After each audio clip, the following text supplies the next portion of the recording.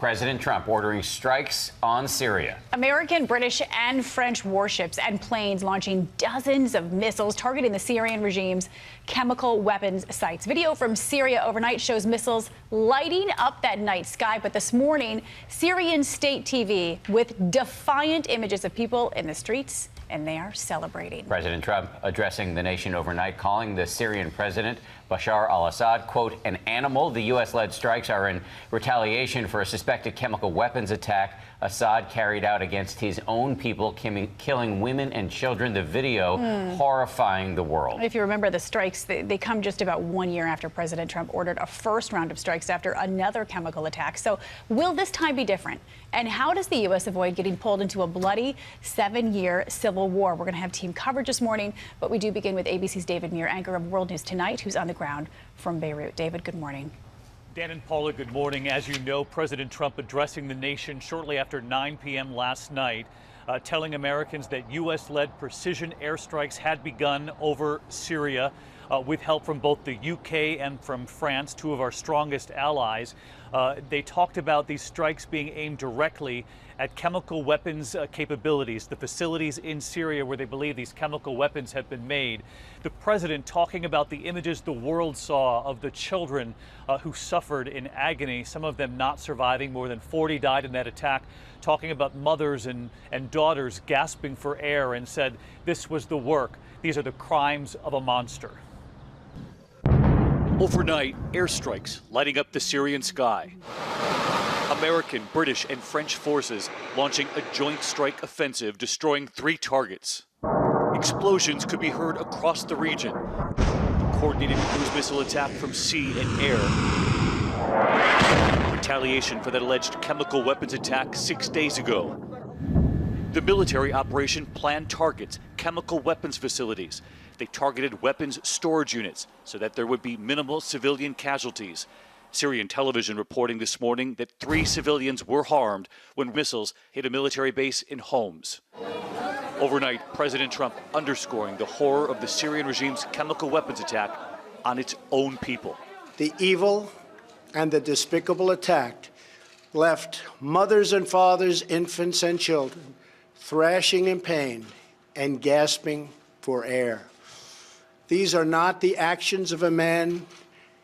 They are crimes of a monster instead. Syrian state media this morning saying that the scientific research center in Barza, north of Damascus, and warehouses belonging to the Syrian army in Homs were among those targeted in the attack. There are conflicting reports coming in from both Damascus and Moscow as to the number of alleged U.S. missiles that were shot down before they could reach their targets. Supporters of the Assad regime this morning now dancing in the streets in Damascus, following Syria's response to the attacks. There is reaction this morning in Syria. Syrian television now saying that this was a cowardly terrorist attack only done for America to save face, and continuing to try to push that storyline that the Russians have proof that the Duma chemical attack is a, quote, masquerade. But as we heard from the Defense Secretary James Mattis overnight, he said 1 year ago in that airstrike in Syria, they clearly did not learn their lesson. This time, the U.S. military, he said, struck harder. Dan, Paula?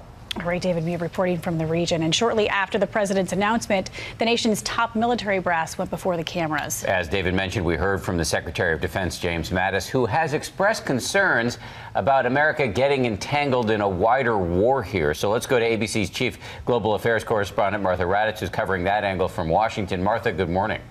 Good morning, Dan and Paula. The Pentagon response was swift and precise, with the Pentagon warning it could happen again.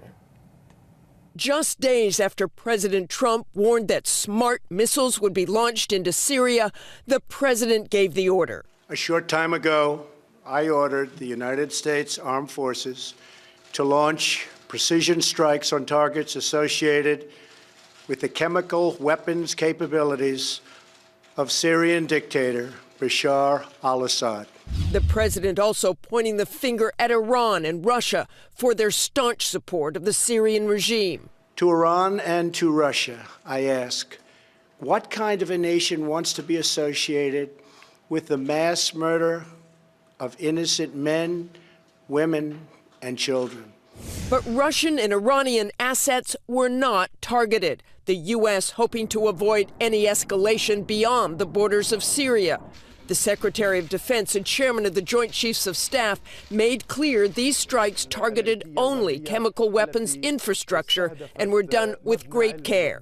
The strike was not only a strong message to the regime that their actions were inexcusable, but it also inflicted maximum damage without unnecessary risk to innocent civilians.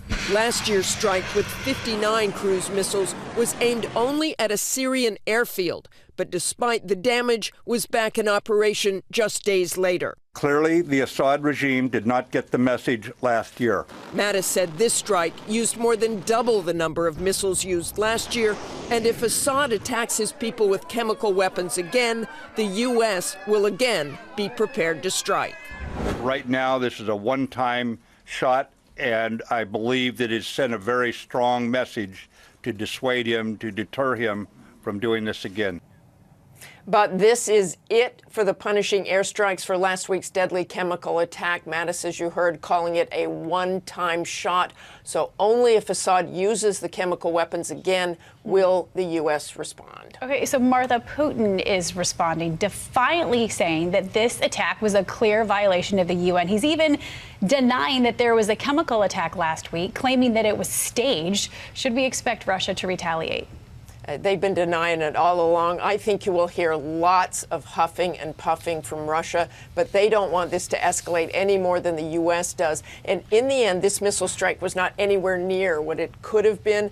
And while the U.S. did not let Russia know what they were targeting last night, unlike last year, they did have that deconfliction line open, telling the Russians where they would be operating last night. Dana Paula. Nobody wants this to escalate. Martha, thank you. For more on all of this, let's bring in ABC News contributor Colonel Steve Ganyard. He's a former State Department official and Marine Corps fighter pilot. Steve, good morning. So as we know, we've done this before. We did it about a year ago when we attacked that Syrian airfield. It appears not to have worked because they continue with the suspected chemical weapons attack. So how is this time different? Do you think it will work now?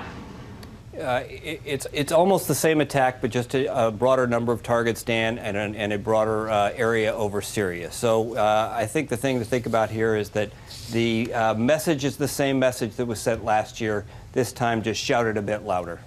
When you look at the targets, Steve, the targets were chemical weapons arsenal. So what is the ultimate goal here? Apparently it's not to take out Assad. No, Paula, there was apparently debate within the White House. There were some people that wanted to go in and have a crippling attack on Assad himself, take out infrastructure. But the allies and I think part of the Pentagon said, no, we need to stay out of this war. And so it was very, very prescribed, very, very small target set and focused just on chemical weapons. Nobody wants to get involved in this terrible civil war. And Mr. Assad would do best to just let the U.S., as the president has tweeted, pull out in a few months and continue on with his murderous ways. 7-year civil war, hundreds of thousands of victims, both refugees and people who've died. But let me just get back to these strikes overnight. How did the U.S. and its allies hit things like a sarin gas storage supply without detonating a deadly nerve agent and sending it everywhere? Yeah, there may be a little bit of irony there, Dan. If you remember after the last strike, the Russians agreed to escort all of the sarin gas out of Syria. So there shouldn't have been any sarin gas. We know that the attack in Duma was chlorine gas, which is not illegal. It's found everywhere in common everyday life. But the sarin should have been gone. So the question is, were we putting missiles into empty bunkers? Colonel Steve Ganyard, we really appreciate your analysis on this extremely busy Saturday morning. Thank you.